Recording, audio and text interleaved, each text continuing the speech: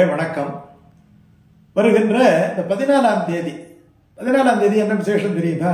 அன்னைக்கு மாசி மாதம் நிறைவு பெறுகிறது, பங்குனி மாதம் ஆரம்பிக்குது.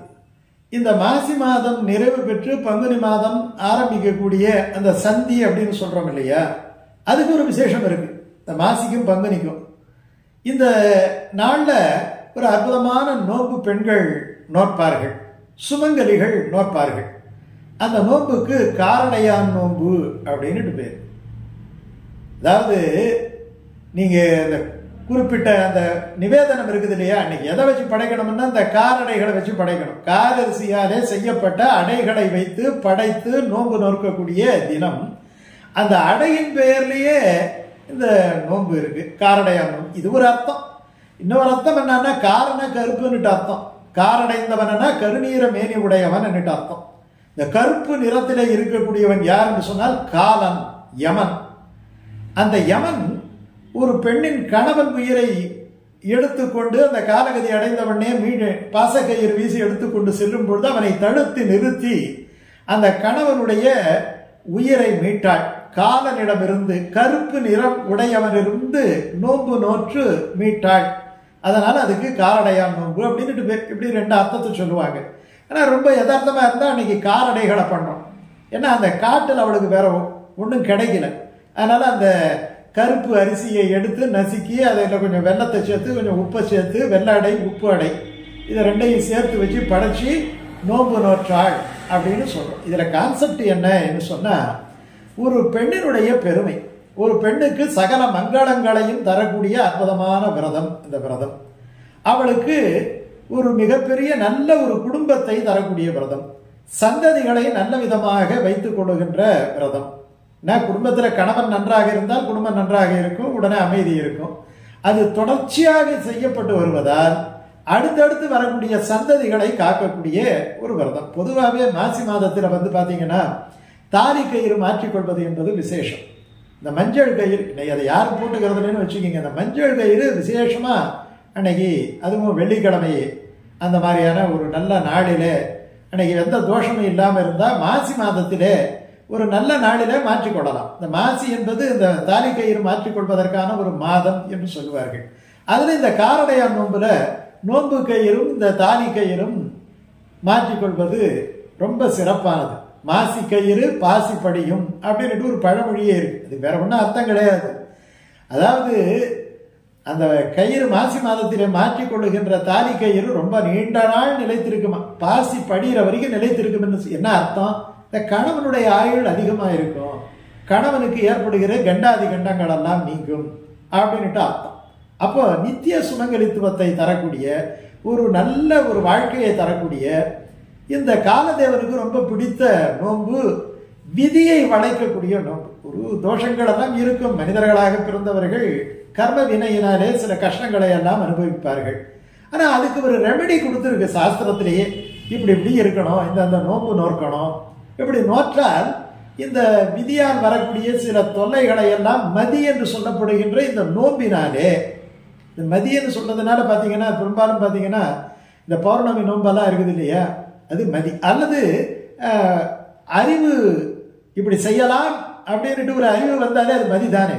அதனால மதியினாலே விதியை வெல்லலாம் அப்படின்ட்டு இந்த நோம்பினை சொல்லுவார்கள். ரொம்ப சாவித்திரி விரதம் இதுக்கு பேரு, சர்வமங்கல விரதம் பேரு. வடக்கெல்லாம் இந்த விரதத்தை வேறு பெயர்களிலே அவர்கள் இருக்கின்றார்கள் என்று சொன்னாலும் நம்ம இதை பல விரதங்கள் இருக்கு. இந்த நோன்பு கயிறு மாத்திக்கிறதுக்கு, தாலி கயிறு மாத்திக்கிறதுக்கு மகாலட்சுமிக்கான விரதம் இருக்கு, லட்சுமி விரதம் இருக்கு இல்லையா, வரலட்சுமி விரதம் இருக்கு, அப்புறம் கௌரி விரதங்கள் இருக்கு.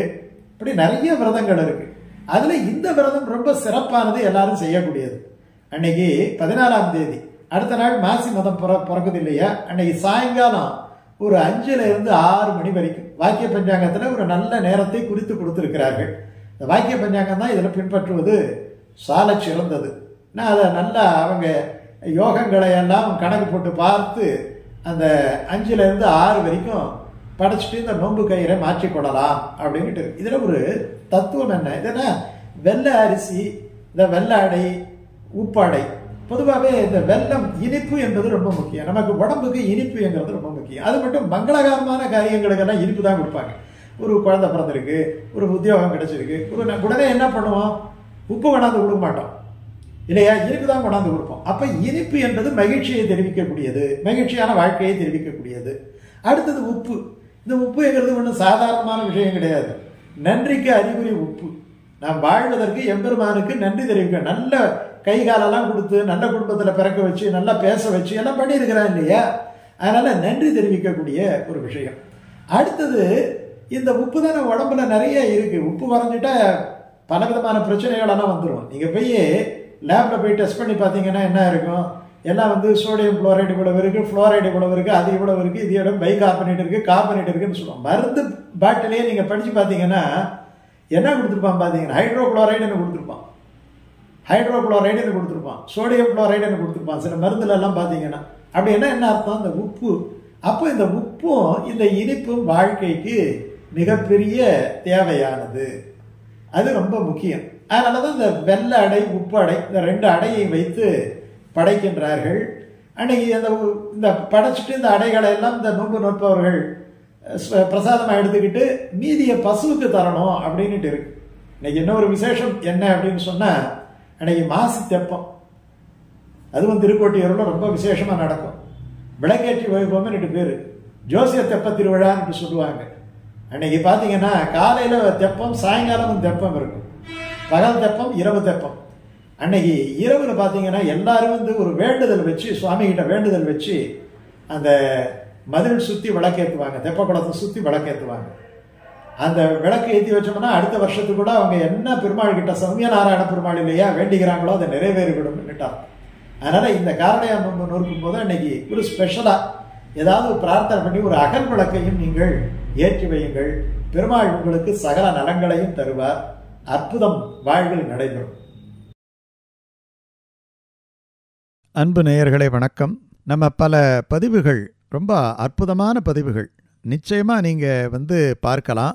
வேறு எதுலேயுமே கிடைக்காத பல தகவல்கள், ரொம்ப ஆராய்ச்சி செய்து பல சாஸ்திரங்களை எல்லாம் ரெஃபர் பண்ணி இந்த விஷயங்களை எல்லாம் நாங்கள் கொடுக்குறோம். அதே மாதிரி பார்த்துட்டு இந்த பெல் ஐக்கான் இருக்குது இல்லையா, அதை அழுத்தி நம்முடைய சேனலை அவசியம் நீங்கள் சப்ஸ்கிரைப் பண்ணணும். நல்ல விஷயங்களை நம்ம 4 பேர்கிட்ட பகிர்ந்து கொள்ளக்கூடிய ஒரு பலம் அதில் இருக்குது. நீங்கள் சப்ஸ்கிரைப் பண்ணிங்கன்னா தொடர்ந்து பல நல்ல செய்திகள், உங்களுடைய ஆத்ம பலத்தை, உங்களுக்கு தன்னம்பிக்கையை, உங்களுக்கு நல்ல விஷயங்களை, 100 புத்தகங்களை படிக்க வேண்டிய விஷயங்களை எல்லாம் சொல்லக்கூடிய அற்புதமான விஷயங்கள் எல்லாம் இதில் அடங்கி இருப்பதாலே அவசியம் நீங்கள் பார்த்து மற்றவர்களுக்கு ஷேர் செய்யுங்கள், சப்ஸ்கிரைப் பண்ணுங்கள். நன்றி, வணக்கம்.